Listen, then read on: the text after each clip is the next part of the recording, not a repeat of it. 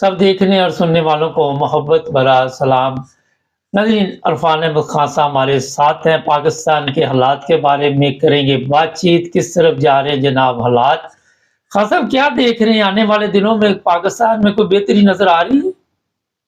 देखिए, बेहतरी क्या, पाकिस्तान के हालात दिन ब दिन खराब होते चले जा रहे हैं और जिसे कहते हैं ना दायरा तंग होना, वो कैसी पैदा हो रही है। जो बलूचिस्तान के हालात हैं वो बहुत ज्यादा संगीन होते चले जा रहे हैं, जिसके लिए जो पूरे मुल्क के लिए परेशानी का बायस है। जो अपने जिस सरदार ने इस्तीफा दिया है, मैंगल साहब ने, इस वक्त वो कोई मामूली बात नहीं है, उसको इतना सीरियसली मतलब मामूली नहीं लेना चाहिए। और तमाम लोग जो हैं जो इस वक्त असेंबली में बैठे हुए हैं, सब ने उनसे दरख्वास्त किया कि आप इन हालात में इस्तीफा दे के ना जाएं। लेकिन उन्होंने हर तरफ से मायूसी का इजहार किया है। उन्होंने जो प्रेस कॉन्फ्रेंस की है, जो प्रेस के साथ बैठे हैं, वो पूरी प्रेस कॉन्फ्रेंस नहीं आने दी अखबारों के अंदर इन लोगों ने, लेकिन प्रेस के साथ उन्होंने बताया है कि मैंने इमरान खान के साथ क्या मुआहदा करके उनका साथ दिया था, उसके बाद मैंने जो हुकूमत बदली उन्होंने के साथ क्या मुआहदा करके मैंने साथ दिया, और कोई भी उस मुआहदे पे पूरा उतरने को तैयार नहीं है। और इनडायरेक्टली उन्होंने यही बात की है कि इस मुआहदे की रुकावट जो है वो मिलिट्री एस्टेब्लिशमेंट है, वो हमारे पर एतमाद करने को तैयार नहीं है, इसलिए हमें इस असेंबली में बैठने का क्या फायदा। इसलिए मैंने पार्लियामेंट से इस्तीफा दे दिया है। जो लोग इस वक्त पार्लियामेंट में बलूचिस्तान की नुमाइंदगी कर रहे हैं वो अवामी नुमाइंदगी नहीं करते, वो सरदारों की नुमाइंदगी नहीं करते, वो सब पोपट लोग हैं जो इन्हीं इस्टेब्लिशमेंट के बनाए हुए हैं। ये इस्टेब्लिशमेंट ने उनको खड़ा किया है, वो अवाम के हकीकी नुमाइंदे नहीं है।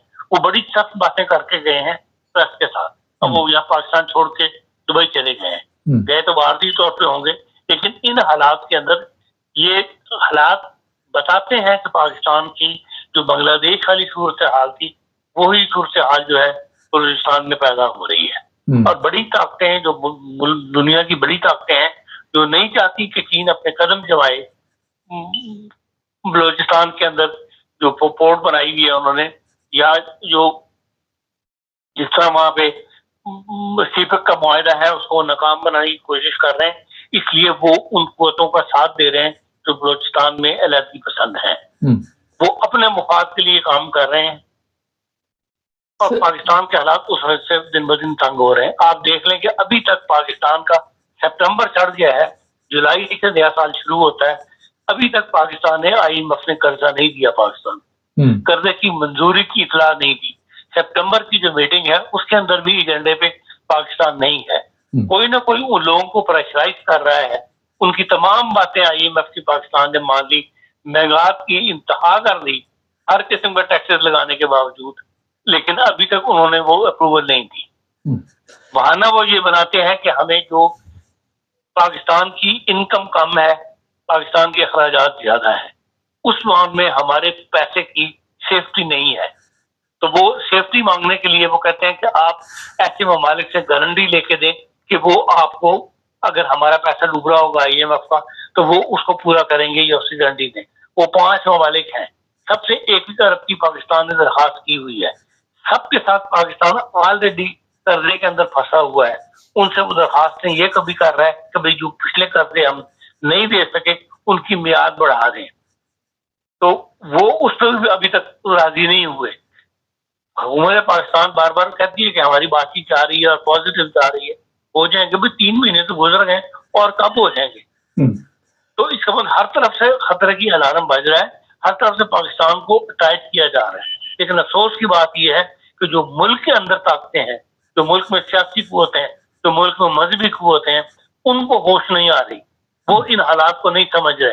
वो मजहबी दहशतगर्दी और उसी तरह मजहबी इंतहा पसंदी और एक दूसरे के खिलाफ अब 7 सितंबर को मनाने के लिए जो तैयारी मजहबी जमातों ने की हुई है, उसका पाकिस्तान की मईशत को क्या फायदा पहुंचेगा, मुल्क को क्या फायदा पहुंचेगा, ये कोई नहीं जानता। ये कोई किसी का इस तरफ ध्यान नहीं है कि भाई मुल्क को हाथ से जा रहा है, तो फिर ये कहाँ मनाते फिरोगे ये चीजें। इस वक्त पाकिस्तान की हुकूमत ने मजबूर होकर कि भाई इस वक्त हिसाब मजीद खराब ना हो, کیونکہ پاکستان کے جو سیاسی نمائندے ہیں وہ بھی عقل سے کام نہیں لے رہے. آپ کو پتا ہے کہ پاکستان کے تمام زیادہ تر سیاسی جماعتوں نے درخواست دی ہے اسپیکر کو کہ اسمبلی کے اندر 7 ستمبر کے دن جو ہے وہ قرارداد پیش کرنے کی اجازت دی جائے یا ہمیں تقریر کرنے کی اجازت ہے. اس دن 7 ستمبر کو سارا دن انہوں نے یہی کام کرنا تھا, یہی تقریر کرنی تھی کہ 74 میں یہ ہم نے کر کے دکھا دیا. تو حکومت نے عقل مندی کا مظاہرہ کیا اور انہوں نے اسمبلی کا اجلاس ہی کینسل کر دیا, ملتوی کر دیا. جو کنٹینیو کرنا چاہتے تھے وہ اس کو انہوں نے ختم کر کے یہیں چھوڑ دیا کہ جی ہمارا ایجنڈا پوری طرح تیار نہیں ہے, جن قانون سازی ہم نے کرنی ہے. یہ بہانہ بنا کے انہوں نے اس کو کم از کم یہ تو کیا کہ سیاسی طور پہ تو ملک میں ملک کی بدنامی نہ ہو یا ملک دنیا کے اندر شور نہ پڑے کہ بھائی ہماری پارلیمنٹ کو اور کوئی کام ہی نہیں سوائے ان باتوں میں. تو اس لحاظ سے پاکستان کے حالات دن بہ دن جو ہے وہ تنگی کی طرف جا رہے ہیں, دائرہ تنگ ہو رہا ہے. اور خود پاکستان کے جو معیشت دان ہے, جو جس طرح بنگالی صاحب ہیں, انہوں نے کل جو انٹرویو دیا ہے اس میں صاحب نے کہا کہ پاکستان صرف ہم اناؤنس نہیں کرتے لیکن ہم بینکرپٹ ہیں آلریڈی. جی بالکل. ہم جب لوگوں کے سرمایہ جن لوگوں کے قرضے لیے ہیں ان کے قرضے دینے کے لیے بھی ہم مزید قرضے لیتے ہیں, تو اس کا مطلب ہے کہ ہم بینکرپٹ ہیں. کل کو ہمیں کوئی قرضے نہ دے تو ہم نہیں کر سکیں گے, تو ان کے قرضے جو پرانے قرضے وہ بھی واپس نہیں کر سکیں گے تو وہ بینکرپٹ ہو جائیں. تو وہ کہتے ہیں بیسیکلی تو ہم بینکرپٹ ہیں اس وقت ہم, لیکن یہ ہے کہ اب گورنمنٹ اناؤنس نہیں کر رہی. لیکن وہ کہتے ہیں میں اسی لیے آفس سے باہر آ گیا ہوں کہ اب ہمیں نظر آ رہا ہے کہ چند مہینے کے اندر پاکستان کے اندر ایسی افراتفری پیسے ہی پڑنے والی ہے در کی کہ بھائی ہم کسی طرف بھی نہ ادھر کے رہیں گے نہ ادھر کے رہیں گے. تو ان حالات کے اندر پاکستان کے اندر ایک مستقل جسے کہنا چاہیے مزید حالات خرابی کی طرف جانے کی امکانات زیادہ ہیں اور ٹھیک ہونے والی بات تو ختم ہو چکی ہے. خان صاحب, فضل الرحمان وہاں پہ بتا رہا تھا کہ پاکستان کے حالات ٹھیک نہیں, دوسرا وہ گورنمنٹ میں بھی شامل ہونا چاہ رہا ہے. کیا دیکھ رہے ہیں آپ اس کے شامل ہونے کے؟ یہی آدمی ہے جو کل تک کس قدر بڑھ بڑھ کے باتیں خلاف کر رہا تھا نون لیگ کے بھی اور پیپلز پارٹی کے بھی, اس لیے کو اس کو انہوں نے لفٹنگ کروائی تھی. اب وہ اس طرف آ گئے, ان کو سینٹ میں ووٹوں کی ضرورت ہے تو وہ انہوں نے زرداری صاحب اس کے گھر گئے ہیں تو اس کے بعد وہ دیکھ لیں اس کا لہجہ بدل گیا. اب اسے امید پیدا ہوگی اس کو کوئی پارلیمانی اس کو مل جائے گی, پارلیمانی کمیٹیوں کی چیئرمین شپ مل جائے گی, قائمہ کمیٹی کی چیئرشپ مل جائے گی, کوئی نہ کوئی اس کو وزارتیں لے لے گا ایک دو. تو اس کو وہ تو لالچی آدمی ہے, اس کا کام تو پیسہ اکٹھا کرنا ہے.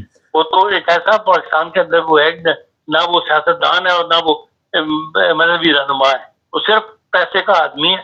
تو پیسہ اکٹھا کرنا اس کا کام ہے.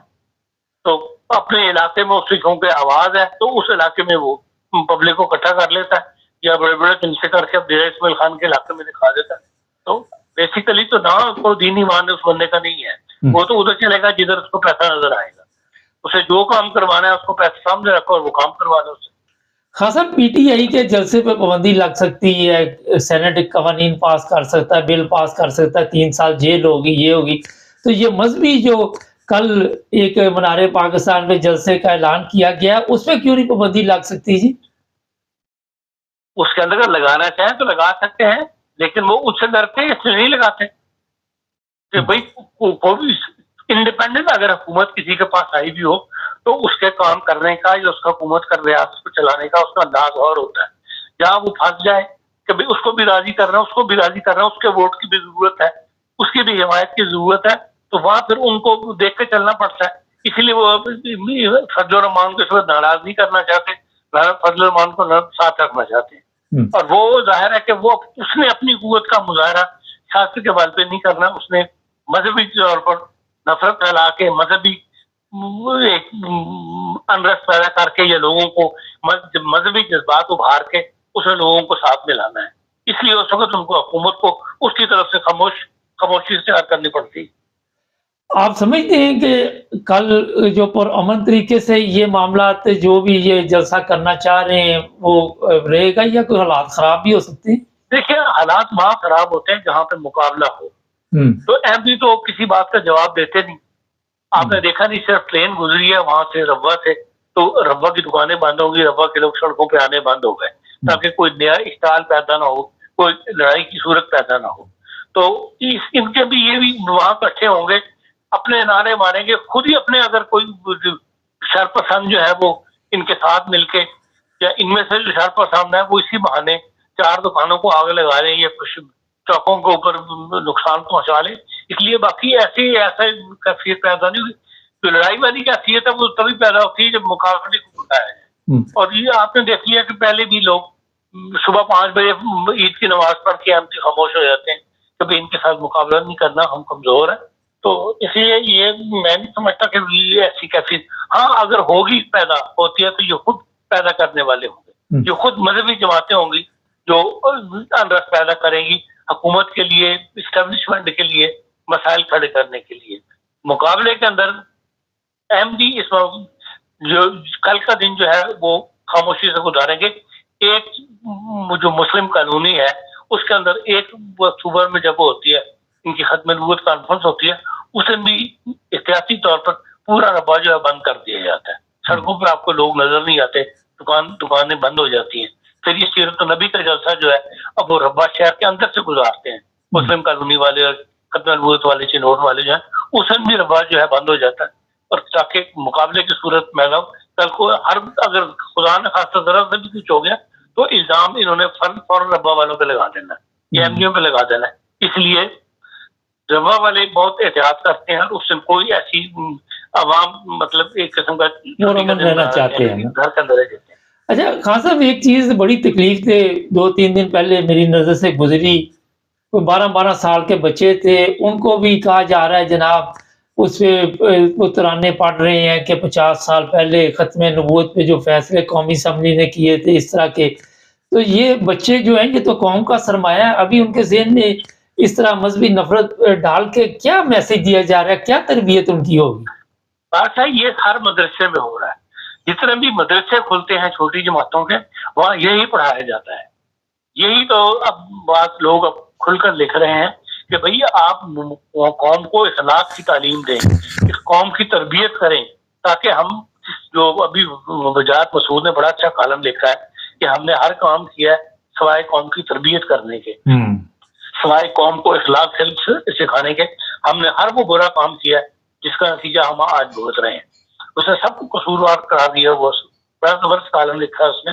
تو وہی یہی بات ہے کہ ہم تمام مدرسوں کے اندر جو ہے وہ یہی پڑھایا جا رہا ہے کہ بھئی نفرت پیدا کی جا رہی ہے ختم نبوت کے نام کے اوپر. ان کے دلوں میں، ان کے دل و دماغ کے اندر یہ چیز بٹھائی جا رہی ہے کہ بھئی ایم ڈی او کے ساتھ نفرت کرنی ہے، یہ کافر ہیں، یہ کافر ہیں. تو آپ کو پتا کافر لفظ ایک ایسا بن گیا ہوا ہے تو اس سے لفظ منہ پہ آتے ہی ایک دم نفرت کے جذبات جو ہے وہ پیدا ہوتے ہیں. یہاں حد تک معاشرہ جو ہے وہ خراب کر دیا گیا ہے. تو یہ تو ریاست کی ذمہ داری ہے. یہی لوگ کہہ بھی رہے ہیں بعض لوگ کہ بھئی ایک نظام تعلیم کرو، یہ ختم کرو جو مدرسوں کو، ان کو نیشنلائز کرو. اور ان کو لیکن وہ مولوی کھڑے ہو جاتے ہیں، ان کا رسک اس پہ چلتا ہے، وہاں سے وہ چندے اکٹھے کرتے ہیں، وہاں سے وہ فیسیں اکٹھی کرتے ہیں. تو لیکن کبھی تو یہ اسٹیپ ان کو اٹھانا پڑے گا، نہیں تو برباد ہو جائے گی ہر چیز.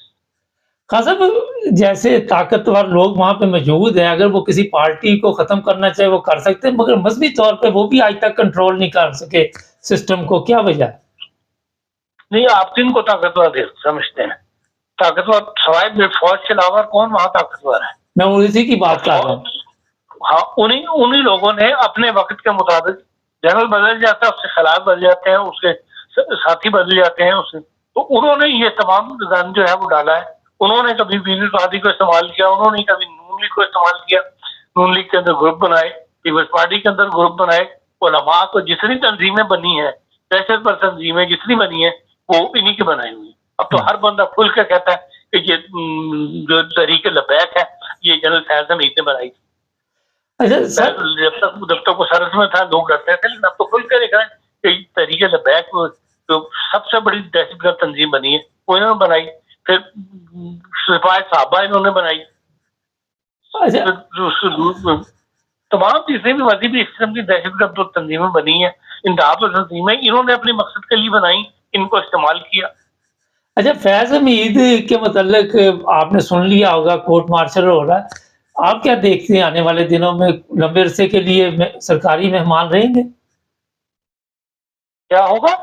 فیض حمید کو گرفتار کیا ہوا ہے نا، क्या देख रहे हैं उसका मुस्तकबिल? देखिए बहरहाल कल जो प्रेस कॉन्फ्रेंस की है ISPR ने, उससे तो यही अंदाजा होता है कि भाई उसके ऊपर इल्जाम साबित हो गए हैं, इसलिए अब कोर्ट मार्शल कार्रवाई शुरू होगी और फिर उन्होंने कहा कि सजा से कोई भी नहीं बचेगा, चाहे वो कितनी भी ताकतवर हो या कोई भी हो। तो इस लिहाज से जो कोई भी लफ्ज जो है उससे ये लगता है कि मिलिट्री के अलावा भी बाद लोगों को ये इसमें गिरफ्तार करेंगे। हो सकता है उसमें कोई सियासतदान भी हो या जो लोग उनके साथ देते रहे हैं फैज हमीद का, उसमें बात ये जो जमीनों वगैरह का कारोबार करते हैं, हाउसिंग सोसाइटीज बनाते हैं, उसके लोग भी शामिल हैं। फिर ये कि रिटायर्ड फौजी भी शामिल हैं। तो नजर ये आता है कि ये केस कुछ खुलेगा तो काफी लोगों को गिरफ्तारियां वगैरह जो है वो होगी। इमरान खान का केस मिलिट्री कोर्ट में चलेगा?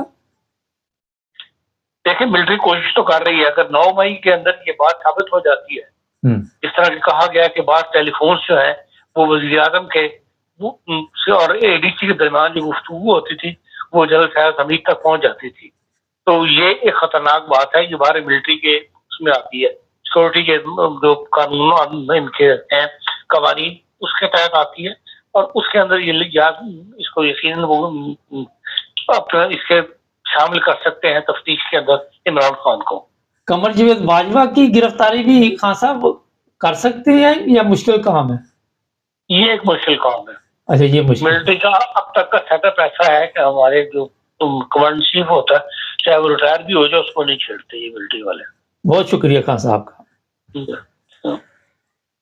जी नाज़रीन, ये ताज़ा सूरत हाल आपको बताई है। कल जनाब बड़ी तैयारी की जा रही है कि मीनार पाकिस्तान पे बहुत बड़ा जलसा करने का प्रोग्राम बना हुआ है, और अल्लाह करे ये पुरअमन रहे, शरारत इसमें कोई ऐसी ना हो जिसकी वजह से कुछ मसाइल पैदा हो सकते हैं, क्योंकि कोशिश की जा रही है बार बार पाकिस्तान के हालात ख़राब करने की। और मैंने आपको पिछले प्रोग्राम में बताया था कि इस वक्त जिस तरह बताया खान साहब ने, पाकिस्तान दिवालिया हो रहा है, कौम को इस चीज़ का इल्म हो चुका है, और सारा ध्यान किसी तरफ लगाने के लिए दोबारा वही कार्ड ना खेला जाए जो 74 में खेला गया था। और देखते हैं क्या बनता है, कल दोबारा बताएंगे ताज़ा सूरत हाल।